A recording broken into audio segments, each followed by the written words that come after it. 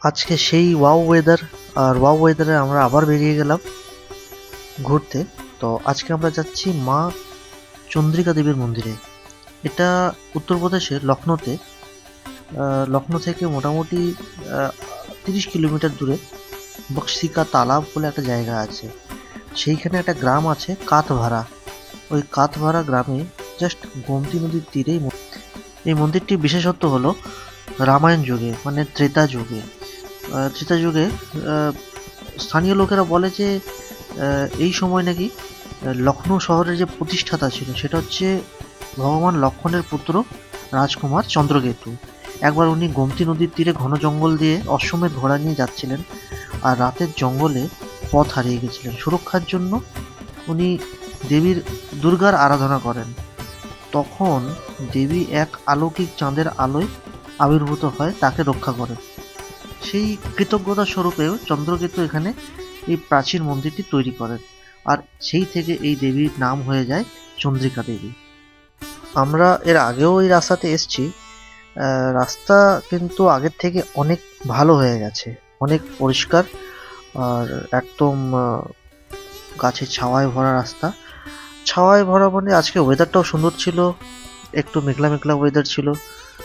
তো সেই জন্য বেশ ভালোই, আমাদের যেতে কোনো অসুবিধা হয়নি। সকালবেলায় আমরা লুচি ঘুগনি খেয়ে বেরিয়ে গেছি, আর আপনাদের সবাইকে নিয়ে আমরা যাচ্ছি এখন।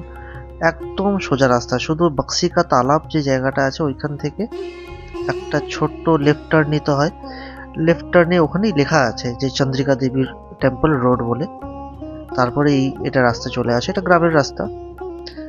এই রাস্তা থেকে আমরা এদিকে দুভাগে ভাগ হয়ে আছে রাস্তা, তো আমরা বাঁ দিকের রাস্তাটা নিয়ে নিলাম। বাঁ দিকের রাস্তাতে সোজা আমরা যাব,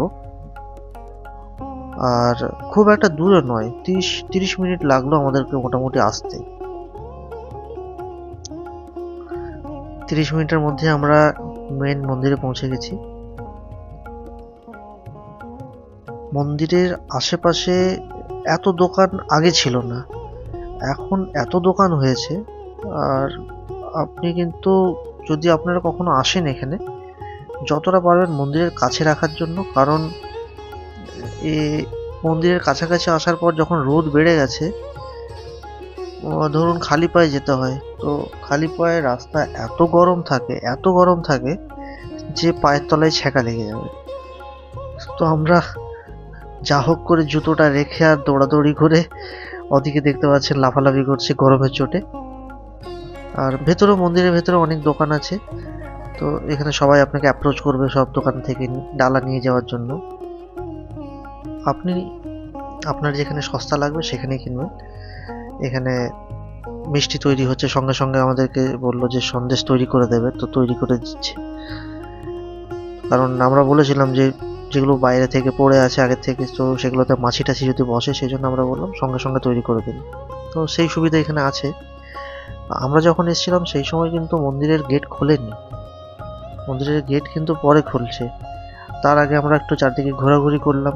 আর এখানে দেখছেন চট জলদি পরে বিয়ে হচ্ছে, এনারা এখন বিয়ে করছেন তাড়াহুড়ো করে। তারপরে মন্দির খোলার সময় এবার আমরা ভেতরে যাচ্ছি।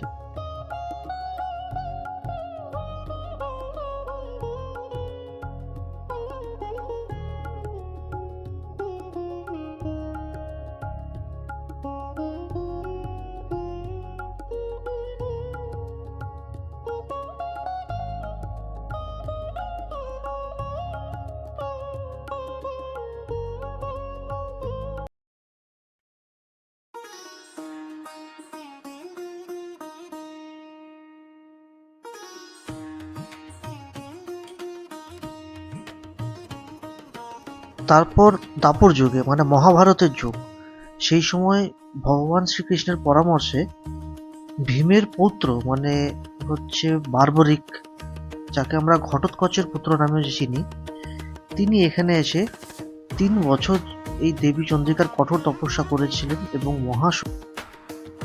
আর আমরা পুজো দিলাম। পুজো দেওয়ার পর এই যে সবাই মন্দিরের গায়ে নিজেদের মাথার টিপ খুলে খুলে লাগাচ্ছে। তারপরে এই পাশেই একটা শিব মন্দির আছে, তো এখানে পুরো পেতলের শিব। আমরা শিব মন্দিরের ঠিক পাশেই এটা হচ্ছে সুধনবা কুণ্ড। এই কুণ্ড খুবই পবিত্র কুণ্ড বলে মানা হয়।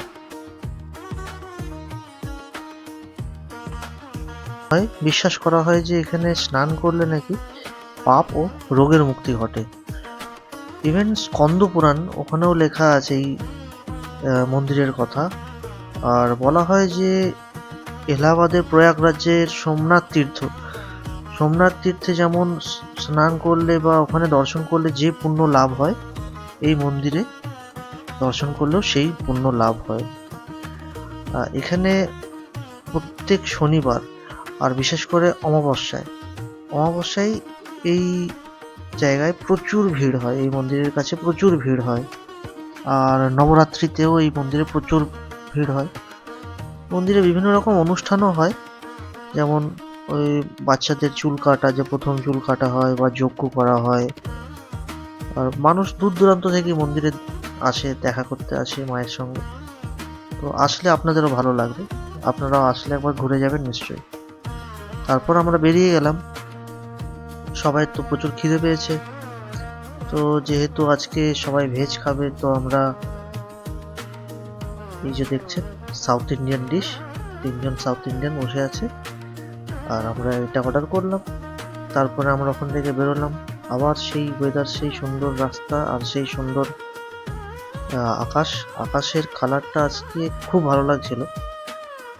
আর শুধু আমরা না, আমি ভাবছিলাম যে শুধু আমরাই হয়তো ছবি তুলছি, রাস্তার সাইডে সবাই দাঁড়িয়ে ছবি তুলছিল, এত সুন্দর সূর্য। চলুন তাহলে, চললাম।